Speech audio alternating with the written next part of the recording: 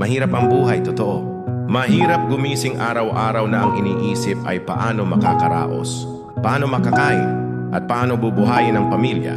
Pero sa likod ng lahat ng hirap na iyon, may tinatagong lakas. Ang kahirapan ay parang apoy. Pwedeng sunugin ka, pero pwede rin itong patibayin ang bakal sa loob mo. Marami ang iniisip na kapag mahirap ka, hanggang doon ka na lang. Pero hindi totoo yun. Ang kahirapan ay hindi panghabambuhay na sentensya. Isa lang itong yugto ng buhay na kayang lampasan kung may sipag, tiyaga at tamang pananaw.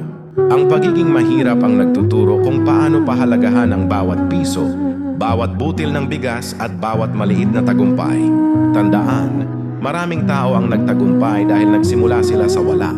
Ginawa nilang inspirasyon ang kanilang kahirapan para mangarap ng mas malaki.